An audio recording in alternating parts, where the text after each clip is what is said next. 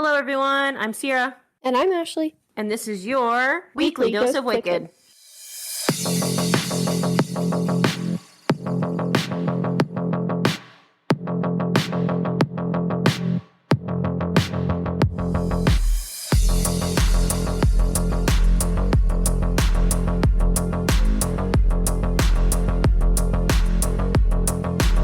All right, ready? There we go.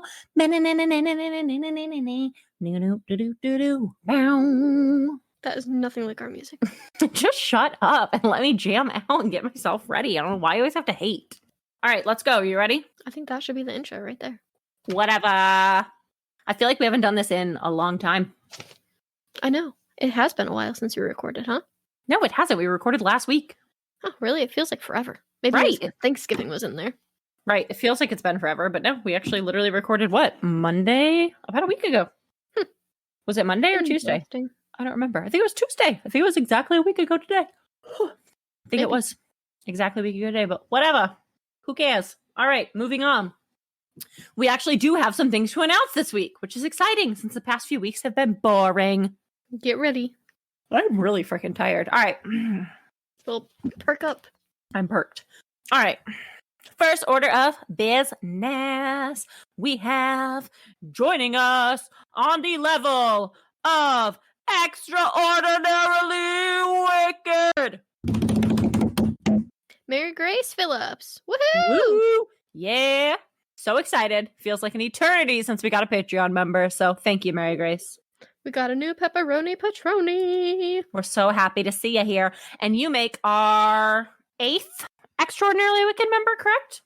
Ooh, I don't know. Good Which question. means you get to pick a case, any case you damn well please, and we get to cover it. Please don't be one we hate. That is true. Speaking of becoming a pepperoni patroni, how do you do that, Ashley? You join up Patreon at patreon.com/weeklydoseofwicked. You sure do, where we have 4 tiers. For $3, the slightly wicked. For $5, the moderately wicked. For $7, the awesomely wicked. And for $10, the extraordinarily wicked. So head on over, join it up, get in the Discord where we can chat it up, and yeah, do all those fun things. What else do we need to talk about? Well, let's talk about Instagram. Where can they find us on Instagram, Ashley? Weekly_dose_of_wicked. Yep. So like it up, follow it up, do all of those things. Keep yourself in the loop. You can also find us on Facebook by searching Weekly Dose of Wicked on Facebook, where you can find our Facebook page.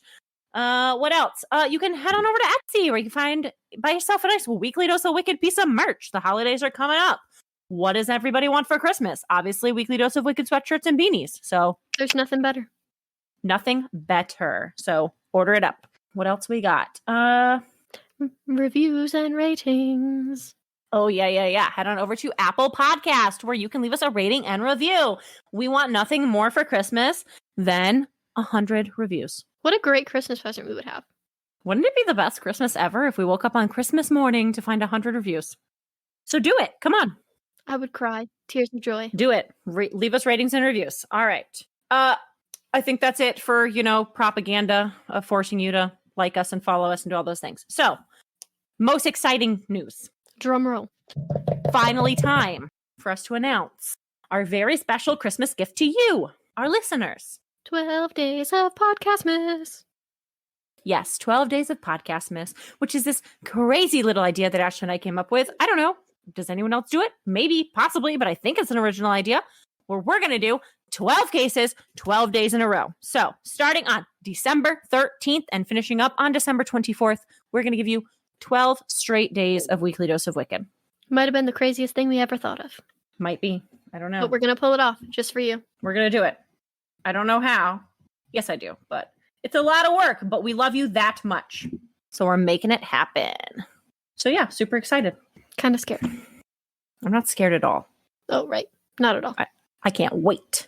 I'm so excited to stay up and record until 2 a.m.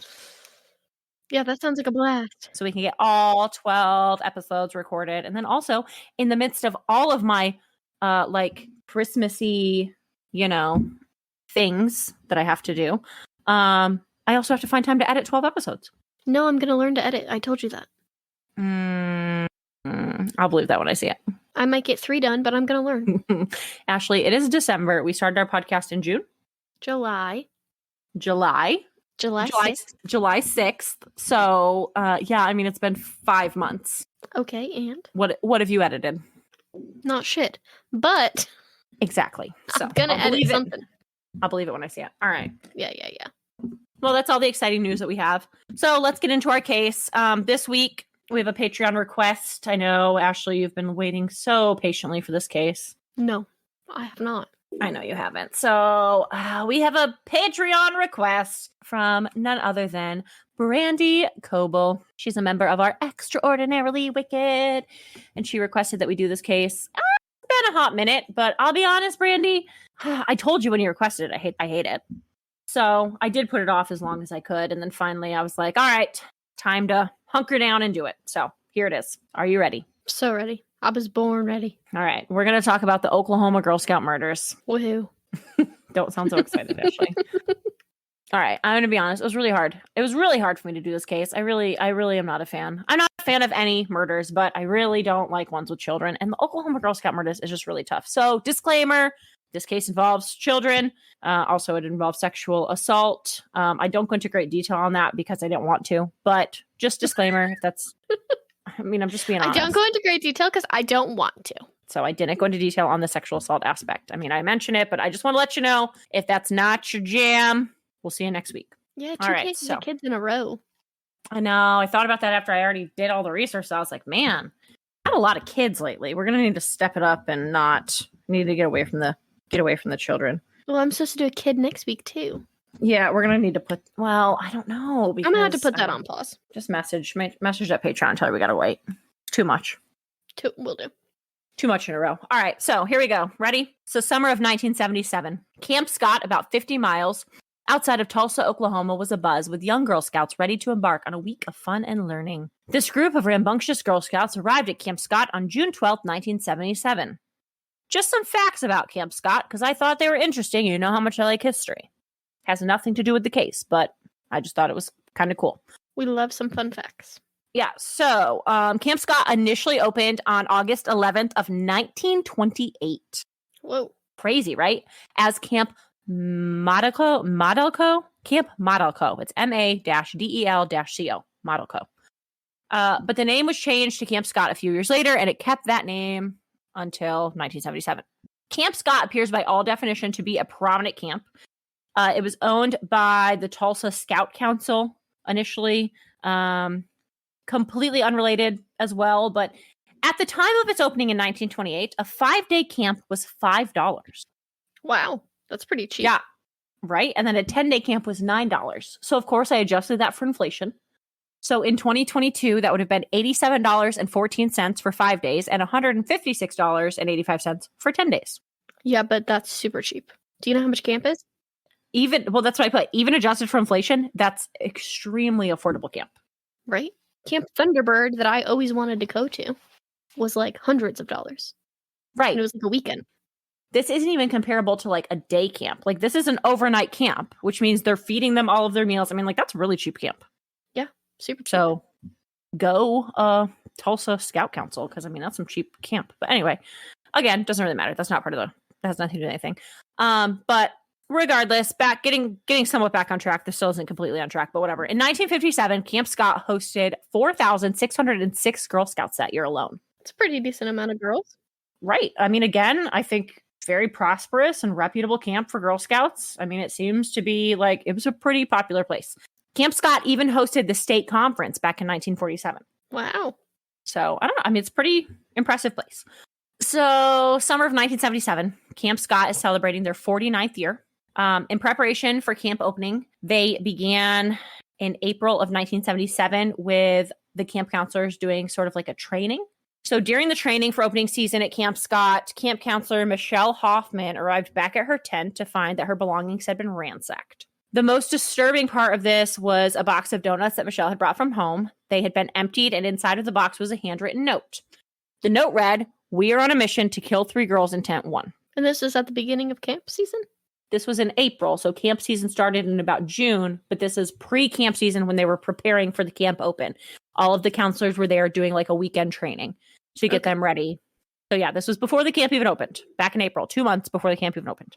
Okay. So Michelle obviously was frightened by this note. Just a little backstory on Michelle. She had just recently aged out of the Girl Scouts. So this was her first year attending as a counselor instead of like a camper. So how old was she? Well, I looked it up. Girl Scouts go from kindergarten to 12th grade. So she was probably 18. Okay. But still pretty young. I mean, she very easily could have been 17 because it says kindergarten through 12th grade. But either way, She could have been 19. Okay, well, either way, I'm just saying she was a newly young adult. 17 to 19. Still a child. Okay. Yes.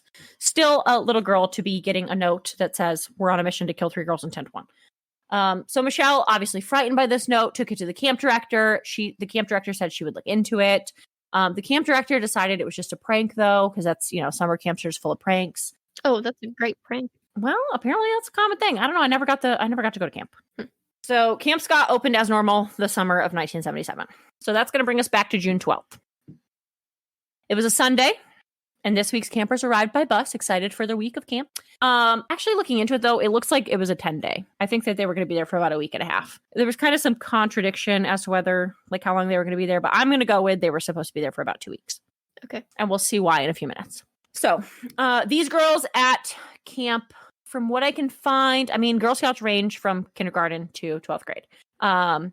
It seems to me they range from 8 to 17. I don't know if that's important, but anyway, they're young girls.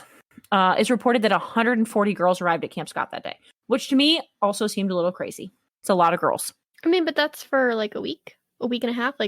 That's all that's going to arrive, or? Yeah, no, that's all of a week and a half. I guess okay, so I have some pictures for you. I'll send them now since we're talking about it now. I think it's going to come down a little bit farther, but I'll go ahead and send the pictures and we'll discuss here in a second why I think that's a lot. But let me just send you this one. I mean, so I have no experience with camp. However, the Parent Trap, they arrive on school buses. Yes. And I think there was 2 school buses, right? Mm-hmm. Probably. So I don't know. I just Googled it. And 70 kids can fit on a school bus. So that's about 140 kids. Did that second picture come through or no? I haven't gotten anything yet. Okay. All right. I guess this is why I was surprised by that number. Because I've heard the Oklahoma Girl Scout murders. I've heard it many times. I don't know if I'm just hard-headed or dense or what's wrong with me. I just never realized how big the camp was. I mean, are you saying that you think it's exceptionally big or you think it's small? I thought that it was a small little rinky-dink camp, and it's not. Yeah, no, I assumed it was a big camp. It's a Girl Scout camp. I'm not familiar with Girl Scouts. I was never a Girl Scout. So to me, the way I've heard it described, to me, it sounded like it was a very small camp. I did not realize how large it was. So let's keep moving. Yeah, no, there's 10 cabins, right? No, there's more than that. We'll talk about it in a second. I'm not there yet. Okay. All right, so it's reported 140 girls arrive at Camp Scott that day. Lori Lee Farmer, age 8, Doris Denise Milner, age 10, and Michelle Guys, age 9, were 3 of these girls. I guess I should have put, her name was Michelle Heather Guys. I don't know why I didn't add the Heather in. I'm sorry. That was unacceptable of me. Yeah, you piece of trash. I know, that was unacceptable. I don't know why I did that. Michelle Heather Guys, age 9, were 3 of these girls. Lori, Doris, and Michelle were all assigned to tent. This is another contradiction. We're going to say tent 8 because that's where it falls in my story. But depending on what you read, it's either tent 7 or tent 8. So tent 8 held 4 girls, but their 4th bunkmate was not set to arrive until the following day. So for the first day, it would just be these 3 little girls in the tent. The way that the tents are set up, it's a half circle, like the picture I showed you, so you can see there. Right. The half circle. So, like I said, technically there's 8 tents, but the first tent is the counselor tent. And then, depending on what you read, it says the tents are then numbered 1 through 7. But, again, depending on what you read, it's either tent 7 or tent 8. Based off the numbering of the other tents I mentioned, we're going to go with tent 8. If that is improper, let us know. But it was an old case, and there's a lot of contradictions. Okay. So anyway, you've got the picture with the layout, just so you can see it. You can see that the distance between the counselor tent and the last tent is... what does it say? 87 feet? Well, it's in yards. Okay, 87 yards. Yeah, that's right. So it's 50, 60, 79 yards. And then there's a 7-yard. Yeah, so I mean, it's 86 yards. 86 yards between the counselor's tent and tent 8. What is this in the middle? Is this a building? It is. It's the showers. Oh, okay. So that's like directly in the center. So as you can see, you've got like almost 90 yards in between the counselor tent and this last tent. And also you've got this massive building that's completely blocking the line of sight to that tent. Right. So I just feel like that's important. We'll put that on Instagram if you guys want to head on over there and check it out. But so that's the layout of the tents. Okay. I personally don't love the layout. No. I mean, obviously it worked fine for 50 years, but to me, it would make more sense to have, like, if that's the layout you're going to go with, that little half circle, it would make more sense to me to have the counselors in the middle. Yes. And then have 3 tents on one side, 4 tents on the other, or make it like an even 3 and 3, or make it an even 4 and 4. But it would make more sense to have the counselors in the middle to me. Or like where the shower is, like have the counselor in the shower. Okay, well, pretty much this is the shower is like a structured building. Oh, are the tents not? The tents are not. So they have like a wooden foundation, but they're like legit tent. Like they're canvas tents. No, they're not cabins. See, I was misinformed on that as well. But if you look at the pictures, they're actually like canvas tents. They do have like a bottom that looks like it's like a wooden platform. Almost reminds me of like a wooden deck you would see at like a campground, you know, where they have like the decks they build for their. That's what it kind of makes me think of. It's like a wooden deck and it's got this canvas tent on top of it with cots inside. Okay. So the shower couldn't really be moved. I feel like the tents could have been moved, rearranged better to make them closer together. So anyway, then this is where I have my section about, I didn't realize how big Camp Scott was. So anytime I've heard about Camp Scott, I just thought it was like this small rinkety camp. I always hear about the 7 tents, 8 tents, whatever. Okay. But based off the other picture I showed you, there are different sections of this campground. So like, yes, there are 8 tents, but that's in that one section, which is the Kiowa section. Right. So Camp Scott is actually 240 acres. Right. It's a huge campground. I never realized how big it was until looking into this today, like, you know, for this case, for me to cover it. I mean, I didn't think it was that big, but I thought there were like multiple sections. Huge. It's got 20 structured buildings, a swimming pool. I mean, like, it's a huge campground. Right. For Girl Scouts. It is. So when, you know, now that I know that, I'm like, okay, 140 girls. At first I was thinking 140 girls, there's only 8 tents. But now I see there's like little sub camps. They were like grouped by age and by like their troops. And like, okay, that makes more sense to me. Right. But anyway, now you can see like just how big the campground really is. I mean, it's huge, 240 acres. So the section that we're going to discuss is the Kiowa unit.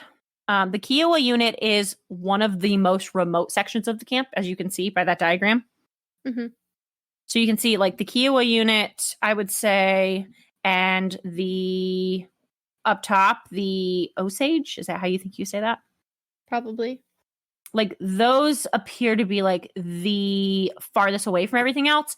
But the Osage appears to be like by the main road. So not quite as remote as like the Kiowa unit. The Kiowa unit is just kind of like in the middle of nowhere, in the pitch black, dark forest. I feel like a lot of these places are not near. Like the Osage, the Chickasaw, the Arf. Okay, but the Chickasaw, the Creek, the Seminole, the Cedar Lodge, they're all next to each other. Right. You know what I mean? Like they're all kind of like pretty close to each other. I mean, I would say the Arapaho and the Kiowa, those are probably the most remote. Yeah. But I don't know. I mean, Comanche looks pretty remote as well too. Well, they've got the Cherokee right across from them. Yeah, I don't know. There's a lot of remote places, I feel like, in this camp. Okay, well, based off of my research, it said the Kiowa was one of the most remote areas of the entire campground. Okay. It's on the edge of the property, and it's just in the middle of the wilderness. Okay. Very dark. So, yeah. I guess another thing that probably plays a part in it is that the only, like, structure they have there is the shower house. Right. Compared to like some of these other ones, like the staff house is, you know, in between these 2 camps. You've got the red barn in between these 2 camps. You've got like the ranger house, the health center, the director's office, the great hall, the cook's cabin. Like all of those are going to have electricity and lights. The Kiowa, the only place they had with any sort of electricity or running water of any kind was the shower. Right. Like the shower, bathhouse, whatever. So I don't know. Based off of what I read, though, it said it was one of the most remote points of the entire campground. Okay. So as I said, Kiowa unit obviously has the 8 tents. Each tent holds 4 cots. First tent is the counselor tent. The counselors assigned to the Kiowa unit were Carla, age 18, Susan, also age 18, and Dee, who was 20. So 3 very young women, and they're in charge of roughly 27 girls in the Kiowa unit. So you're looking at, I mean, almost, you know, whatever, like 9 girls apiece that they're essentially in charge of, which is, I mean, quite a bit. I can't imagine taking care of 9 kids for 2 weeks. No, but then also you said that like they're arranged by age. So is everyone in the Kiowa unit around 9? That's how it would assume to me. Okay. I mean, that's what I would assume. That's how because it was like, 8, 9, 10 were the Right. 3 girls that we mentioned. So to me, it would appear like they're in that age range. Right. And like I said, they're also assigned by like by their troops. So yeah, to me, it would seem they're probably all, because like Girl Scouts have like different levels. It would appear to me they're probably all within that age group. Okay. So yeah, 3 girls looking after 30, 8, 9, 10-year-olds. It just seems that they wouldn't put 8, 9, and 10-year-olds in the most remote area of the camp. I agree with that statement. I don't know That who doesn't made make that a lot of choice. sense to me. Nope, me neither. Because they're probably the youngest kids there. I mean, I can't be certain of that. I couldn't find anything that said there were anyone younger than that there. To me, that's the youngest I could find. But yeah, I mean, I agree. I mean, most sleepaway camps have like an age. I don't know about in 1977, but most of the time they have like a age, like a minimum age or whatever, Right. And it's normally, I would say, like 7, 8, 9, like that age range. So yeah, they're probably the youngest girls there. Okay. I don't like that. No, I don't like it either. So June 12th was a rainy day. It was not the best day for camp. The girls at Camp Scott spent the day under the shelters doing crafts and other indoor activities. One of those activities was writing letters back home. I was not able to find Michelle Guys' letter, but I did find Lori Farmer's and Doris Milner's. I'm going to try to get through them without getting emotional because I'm not going to lie, I really got upset earlier reading them. But both of these letters are absolutely heartbreaking. On one side, you have sweet Lori. She was just 8 years old. And this is her letter. Now, before I start reading this letter, it was written in cursive by an 8-year-old. So if I the names, this is what I think the name said. Different sources had the names written differently. The names could be wrong. I'm going to say these are the names of her siblings. I could very well be wrong. If I am, don't attack me. But this is what I saw when I read the cursive of an 8-year-old. Dear Mommy, Daddy, Misty, Jody, Chad, and Kaylee, we're getting ready to go to bed at 7:45. We're at the beginning of a storm and having lots of fun. I've met 2 new friends, Michelle Guys and Denise Milner. I'm sharing a tent with them. It started raining on the way back from dinner. We're sleeping on cots. I couldn't wait to write you. We're all writing letters now because there's hardly anything else to do. With love, Lori. So that absolutely breaks my heart. Yeah, she's just having fun. Yeah, like she is so optimistic. She's telling her family how much fun she's having, even though it's raining. To me, that one really got me because you know how excited and like optimistic my 9-year-old is. Right. And I feel like that would be her 100% in the same situation. Like she would just be like so excited to be there and like making friends, and it wouldn't matter if there was a tornado coming. Like she'd be having a great time. Right. So for me, that was really hard. It was really hard to read. Then on the other hand, you have Denise Milner. Denise did not want to go to camp. She told her mom that she had changed her mind. She wanted to stay home. And her mom said, no, like you're going. It's going to be fun. We've already paid for it. I 100% see where she's coming from. Like she just thought her daughter was nervous and she thought she'd have a good time at camp. So Denise writes her mom from camp, and this is her letter. Dear Mom, I don't like camp. It's awful. The first day it rained. I have 3 new friends named Linda, Lori, and Michelle. Michelle and Lori are my roommates.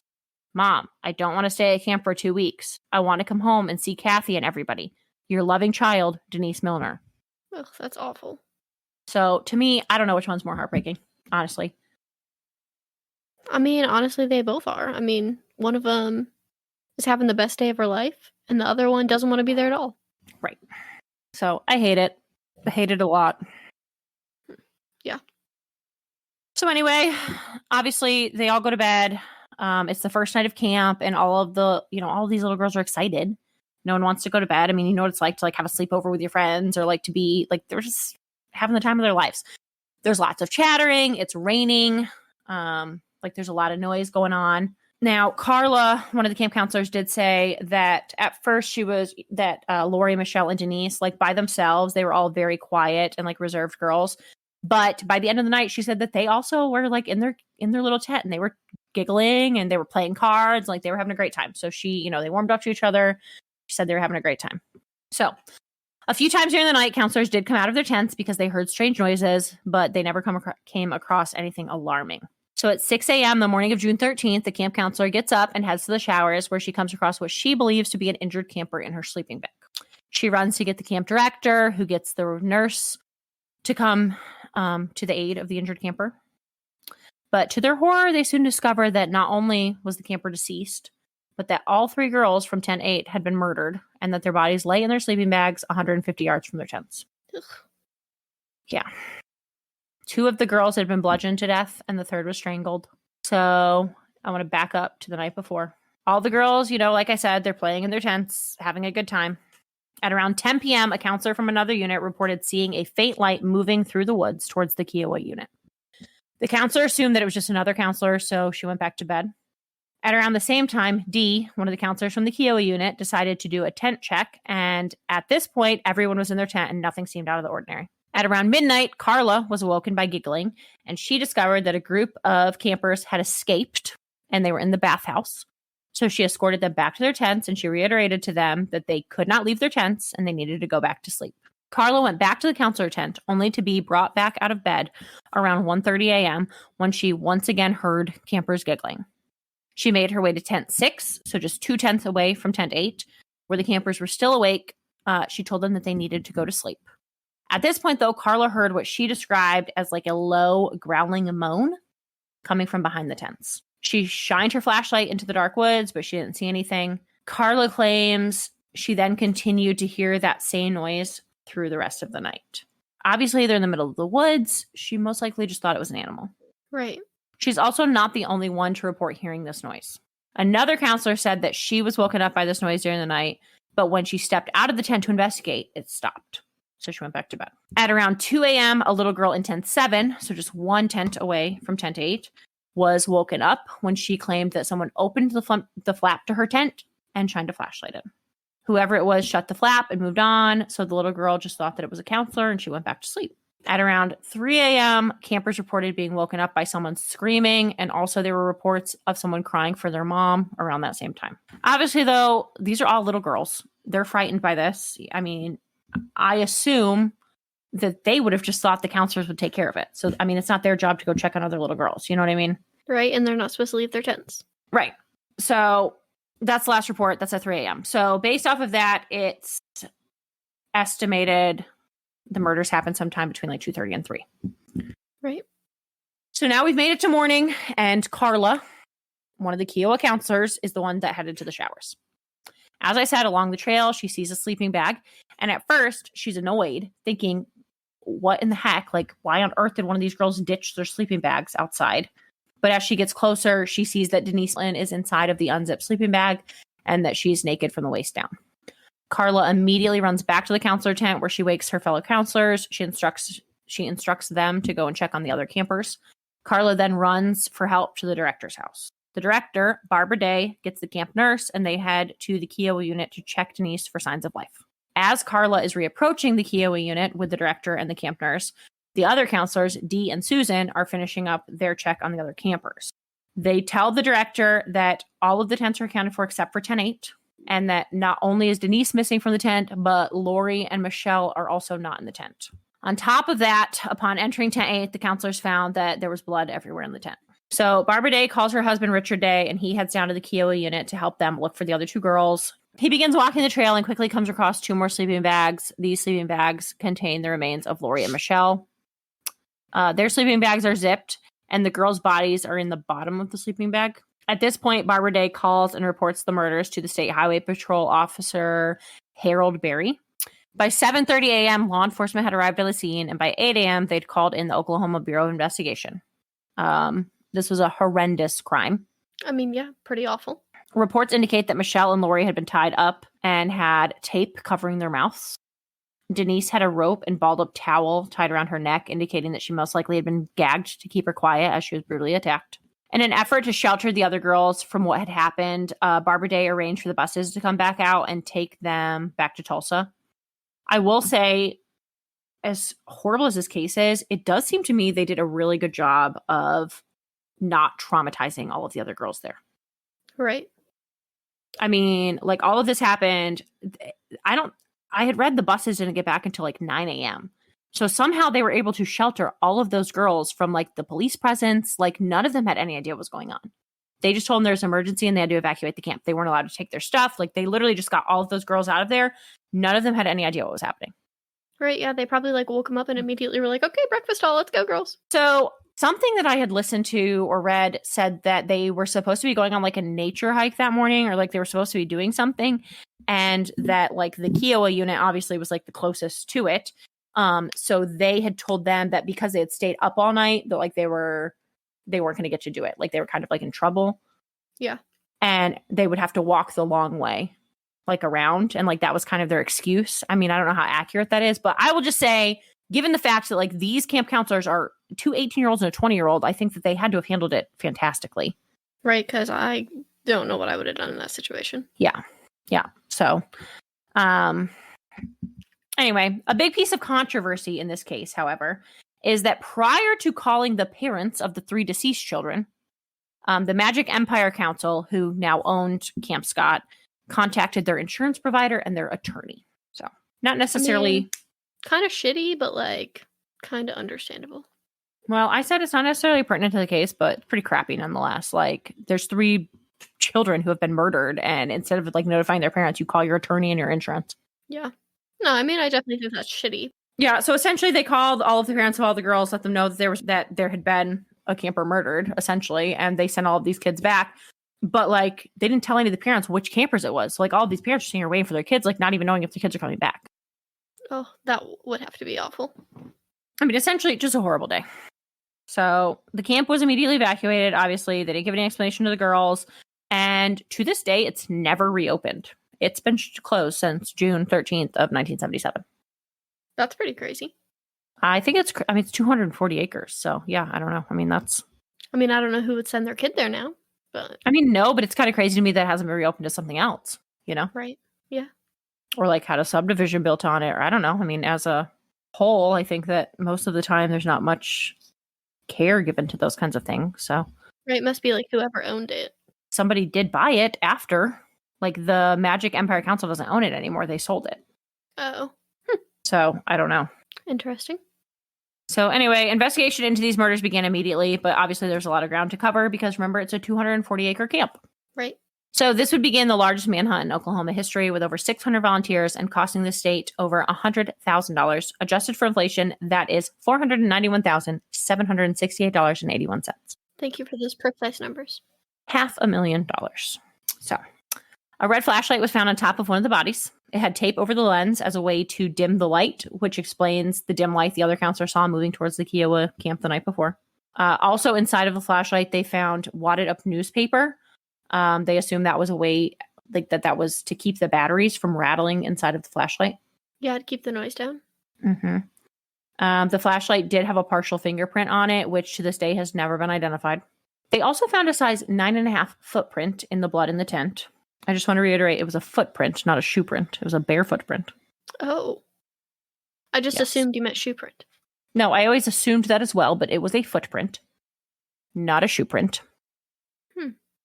Also, while investigating inside of the tent, police realized that only 2 of the cots were covered in blood. These were the cots of Lori and Michelle. Denise's cot shows no sign of any sort of like blood on it. So this leads the investigators to believe that Lori and Michelle were bludgeoned to death inside of the tent and that they were then carried out of the tent in their zipped sleeping bag, kind of like a over the shoulder, like a sack. And that's why they were in the bottom of the sleeping bag when they were found. They were carried out and dumped. Right. They believe that Denise most likely sat paralyzed by fear as the perpetrator killed Lori and Michelle.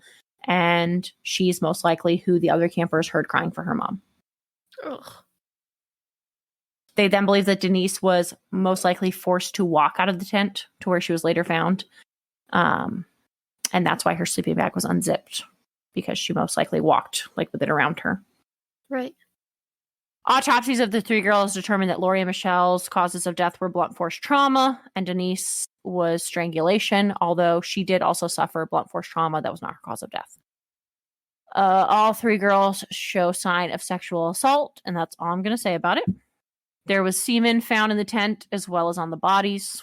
In the days following, they brought in tracking dogs, and they're able to find nylon rope, tape, and a crowbar, and they believe the crowbar is the murder weapon. On June 18th, they came across a cave on the property. Inside of the cave, they found evidence that someone had been living there. There were remnants of food, also newspapers. The newspapers matched the newspaper that they found inside of the flashlight. And the most damning piece of evidence is written on the wall of the cave. There was a note that read, "The killer was here. Bye-bye, fools." And it was dated 77-17-6, which would be June 17th of 77, just 4 days after the murders. What an asshole. So that also means, like, not only was the murderer in the cave, but also he hung out there because it was 4 days after the murder. So he hung out in the cave. Hey, what a ballsy person. Mm-hmm. You said it was on the property, like at the cave? Yeah. I mean, it was essentially either on the property or just outside of the perimeter of the property, but I mean, it was right there. Right. Also inside of this cave, police found prescriptions, a pair of prescription glasses that had been taken from Camp Scott. They found tape that matched the tape that was used at the scene. They also found 2 photographs of women who would later be linked to a man named Gene Leroy Hart. This cave was just a few hundred feet from the remains of Gene Hart's childhood home. So there was like a cellar and a foundation that at one point that's where his childhood home stood. So this cave was a couple hundred feet away from that. So at this point, obviously, Gene Hart becomes the lead suspect in this case. Gene Hart was a convicted kidnapper and rapist. He had been sentenced in 1966 to 2 consecutive 10-year sentences for kidnapping and raping 2 pregnant women in Mays County, where Camp Scott is located. So you may be thinking to yourself, or maybe you're not, I'm not sure. 1966, he was sentenced to 2 10-year sentences, which means he shouldn't have been out of prison until 1986, but it's 1977. But he was out of prison. How is he out of prison? Well, in 1973, he escaped the Mays County Jail, and he'd been on the run ever since. Oh. So first of all, pretty freaking crazy he'd been on the run. I mean, that was 4 years. Yeah, that's a long time. Without getting caught. Which would also explain why he had no shoes. If, like, he was in fact, I mean, he's been, like, out on his own in the woods for 4 years. Right. He can't exactly, like, go to town and buy anything. Right, that's why I was kind of thinking, like, he had no shoes on, they heard grunting, like, he kind of sounds like he's just like an animal. Yeah, well, I mean, essentially, he probably is. So anyway, 1973, he escapes Mays County Jail. Within a month of the murders, Gene Hart is announced as being the lead suspect, and he is now wanted for first-degree murder. This, to me, was kind of crazy. On July 30th of 1977, so about a month and a half after the murders, Hart used the American Indian movement to release a statement for him. So, like, he didn't turn himself in, like, he wasn't captured, but apparently the American Indian movement came out and said that they talked to Hart and that Hart is denying all accusations of his involvement in these murders, and that he claimed the reason why he is still on the run is because it was out of fear that if he turned himself in, they would just shoot the hell out of him. Well, first of all, what is this American Indian Act? It's the American Indian Movement. What is that? It is like a group of American Indians in Oklahoma. So it's like an organization. Is he an American Indian? I mean, that's a good question. It would probably make more sense if he was. I mean, yeah. But I don't know. I didn't actually look to see if he was. It would make more sense if he was an American Indian, but I'm not sure. Because, like, do they have, like, reservations like they do here? Yes. So he could have just been, like, hiding out in the reservation and, like... Yeah, he is actually, it does appear. He's a Native American, yes. So that's why he used them. That makes much more sense to me, because I wondered why these Native Americans were hiding him. So finally, on April 6th of 1978, so at this point it had been almost a year, Hart is arrested after a tip came in that he was at the home of a local Cherokee medicine man. Okay. So Hart was deemed fit to stand trial. The trial began on March 19th of 1979. So at this point, we're looking at almost 2 years after the murders. The local sheriff is certain that Gene Hart is good for these murders. However, the jury does not agree, and Hart is acquitted on March 31st of 1979. However, Hart did return to prison for other charges, and he was set to serve 145 to 305 years at the Oklahoma State Penitentiary. Well, he did escape from prison. Yes, he did. But now he's in the Oklahoma State Penitentiary. He's set to serve 145 to 305 years. However, on July 4th of 1979, a little over a month after being put back in prison, he suffered a major heart attack and died. Oh. Yes. It's quite a turn of events. I would agree. Two of the families did attempt to sue the Magic Empire Council for $5 million, stating that they were neglectful, given the note that they found back in April, which I would somewhat agree with. I think they should have taken that note a little more seriously. However, the jury did not agree. They sided with the camp in a vote of 9-3, so the family did not get any money. Oh, that's pretty crazy. Yeah. Michelle, they said that it was going to be a turning point for summer camps everywhere if they were to hold them accountable for this. Why shouldn't they be held accountable? I mean, I think they 100% should have. They should have taken the note more seriously. I think it's ridiculous that somebody literally wrote, okay, this is what's ridiculous to me. And I should have said this earlier on. So they find this note that says, we're going to kill 3 girls in tent 1, found in this Kiowa unit, whatever. So there's 8 tents, and they find it in technically tent 1, the counselor's tent. Yeah, the counselor's tent, right? But like, they very easily could have gotten the tent numbers confused because tent 8 was the other last tent. They could have thought that was tent 1. Right, if they're not campers. Right. And based off of, I mean, I guess it just depends, right? If they're not campers, they don't know the camp. They could have thought that was tent 1. So for all they know, they killed 3 girls in tent 1. Right. So yeah, to me, absolute bull squash that they were not held accountable, but I was on the jury. I don't know.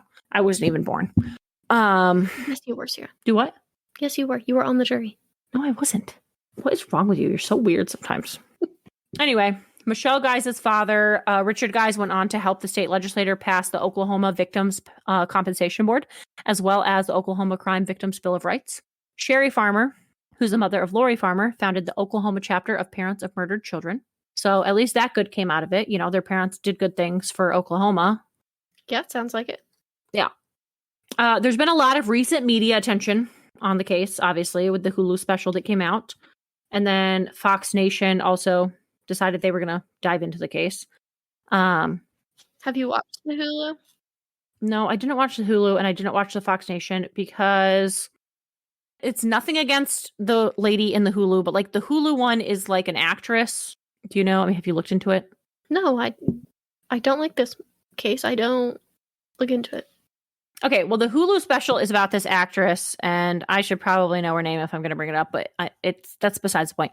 So there's this actress who apparently was supposed to be going to the camp that week, but she was sick and didn't go. So I just feel like, I don't know, I should give it a shot. I should probably watch it, but to me, it just kind of feels like we're giving spotlight to this actress instead of like the victims of the, you know what I mean? And she had nothing to do with anything.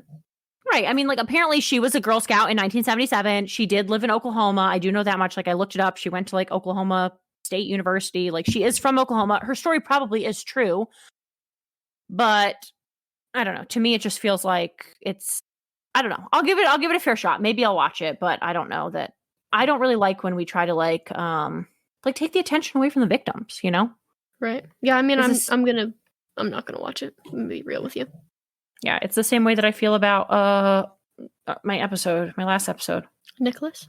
Yeah, Nicholas. And like how that stupid douche canoe who like took over his identity, like now anytime you look up the case, like that's all that pops up is this guy that took it over. Right. Nothing about Nicholas.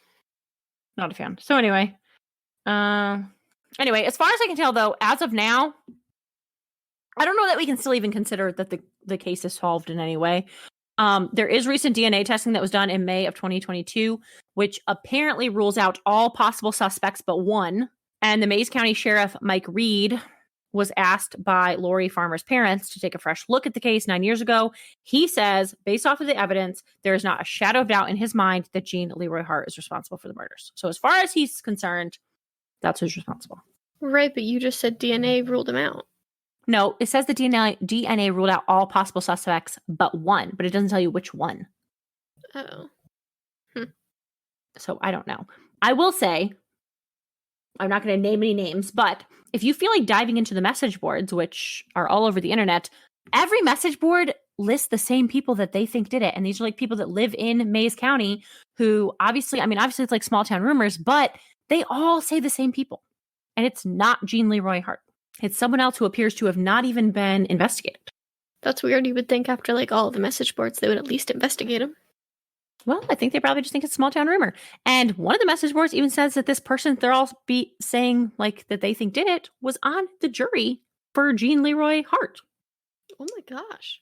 So I don't know how factual that is because it's small town rumor. So I mean, that's why I'm not going to like go into detail on that. But I just thought it was interesting enough for you to know because I thought it was pretty crazy myself. Yeah, you'll have to give me more details. yeah, I don't know. I just think all in all, I hope that was good for you, Brandy. Wasn't good for me. No, you did a good job. I mean, I know I did a good job. I always do a good job. You're such a cocky son of a bitch. Don't call me that. Well, you are. Okay, well, I do think I did a good job, but I didn't want to. No, I did want to do a good job because even if I hate a case, I try to do the best I can because I want to make sure that like we're doing justice for the victims, you know? Right. Like that's my goal. So anyway, that's all I got. Where do we want to go from there? We've got a question in the Discord. We do have a question in the Discord. What is the question in the Discord? All right. Our question is from Brandit, not 929. You all sound like a really close family. Do you talk a lot of true crime at family gatherings, or is it just something the two of you share? Would you like to answer that, or would you like me to? It doesn't matter. Whatever you want to do. We are close. First of all, we're a very close family. Yes, I think. I would agree. But no, we don't really all talk about true crime at family gatherings. They actually don't care about true crime at all. They just love us, so they listen to it. Yeah, 100%. But no, we are very close. We have dinner together every single Sunday. We have like a Sunday dinner where we rotate cooking, and yeah, that's fun. And we spend all of our holidays together, and Ashley and I spend every Friday together, and sometimes Sterling comes over and has sleepovers with me. We have a group chat where we talk in all the time. We have multiple group chats. We do. We have the Harringtons 4 group chat, which is the original Harringtons, which is just me, Ashley, Mom, and Dad. Harrington 6 plus son-in-laws, which is all of us. Which is all of us, which is Mom, Dad, me, Ashley, our husbands, and our brothers. And then we have... No, we didn't name it. The Girl Gang? Is that what? I think we named it the Girl Gang. The Girl Gang, which is just me, Mom, and Ashley, which is just the girls. And it's fun because sometimes we'll talk in like the Harrington 6 plus son-in-laws, but then we'll be like, well, let's have a side conversation without all the extra people. And then we'll just go to the Harringtons 4. Right. So, yeah. But no, none of them care. People. None of them care about true crime but us. No, but they do. Our parents religiously listen to us every week. Mm-hmm. They're really cute. I walked in on them the other day. Yeah, no, not at all. I walked in on Mom and Dad the other day, sitting outside with their Google Home playing the podcast. The other day when you didn't answer them and I didn't answer them, they were really upset about it. They said like, hey, Google, play Weekly Dose of Wicked. And then she was like, I found a podcast, Weekly Dose of Wicked, with a new episode out. Would you like me to subscribe you to the podcast? Or like something, I don't know. That was the coolest thing ever. They thought it was so cool. They called us for us to hear it. Yeah, they're very cute. And then neither of us answered and they were mad. I did answer, but I was in the bathtub and my phone died. I didn't answer. I know. But yeah, no. But no, I do think though, since we started the podcast, they seem to be a little more interested. I mean, yeah, probably not our husbands or brothers, but our parents. Yeah. No, our husbands don't care at all. He says that Ashley's on there and she's just like, wah, wah, wah, wah, wah, wah, wah. And then you come on there talking about me and he's like, and then you're just like, so. And my husband doesn't listen to it. My dad chased him around a couple Sundays ago, making him listen to an episode for an hour. He followed him around everywhere he went, playing an episode. Yeah, he did that to my husband as well. He made him listen to it on their drive back from Boomer an hour away. He was like, oh, we're going to listen to Weekly Dose of Wicked. And then we quizzed him on it. He did okay. He got like one question right. Yeah. It's fine. Whatever. But yeah, pretty much the end of it. There's your answer, Brandy. Let us know if you got... Let us know if you got any more. Anyone else who's in the Patreon, Patronis, want to ask us a question? Head on over to the Patreon. If you are in the Patreon. To the Discord. And you haven't joined the Discord yet, you should probably do that. Hey, you're missing out on lots of fun. Oh, you know what? Ashley. What? Post my Thanksgiving dinner in the We Love Food. Ooh, I should. Yes, I cooked a beautiful Thanksgiving dinner. It was mediocre at best, but... I'll post it right now. I should have posted it on Thanksgiving. Sierra, why didn't you tell me to do that? I forgot, but it's fine. Whatever. It was a lovely looking spread. Taste was meh, but... Looked Oh my good. gosh, it was wonderful. It Sierra was pulled it okay. off, by the way. I know you all cared very much. Sierra pulled off Thanksgiving. She did a great job. Phenomenal. It was all right. It was phenomenal. Turkey was a little dry. What turkey isn't dry? Well, I wanted a moist turkey. Well, you know what? It was still good. All right. Well, we got to hop off here because we got to start recording the 12 Days of Podcast Math. So thanks for listening. We'll see you next week. Bye. Bye.